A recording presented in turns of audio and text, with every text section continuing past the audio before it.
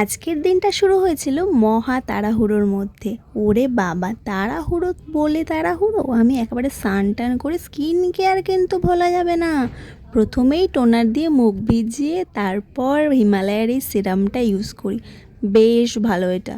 তারপরেই sunscreen, most important, ঠিক আছে? জীবন যতই উজ্জ্বল না হোক, সানস্ক্রিন কিন্তু মাখতেই হবে। তোমরা কে কে ডট অ্যান্ড কি সানস্ক্রিন ইউজ করো আমাকে বলো তো। দাঁড়াও, তোমরা কি ভাবছো আমি এগুলো সব কিনেছি? আরে না না, সবই প্রমোশনের প্রোডাক্ট। এগুলো নিয়ে একটু ক্যাট মেরে নিচ্ছিলাম। দেখো আমার মুখটা কতটা উজ্জ্বল হয়ে গেল।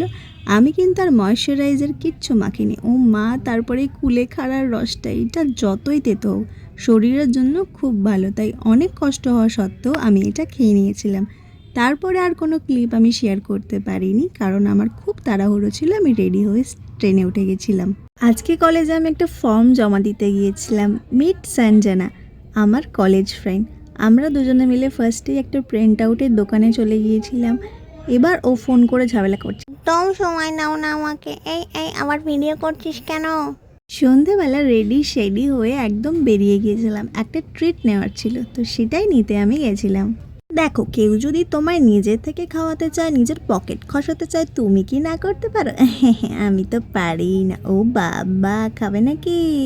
আমরা চলে গিয়েছিলাম অনির্বাণসে। ওখানে অনেক খাওয়া দাওয়া করে লাস্টের জল খেয়ে একটু লিপস্টিক মেখে তাড়াতাড়ি বাড়ি চলে এসেছি। আজকের পর্যন্ত এইটুকুই। তারা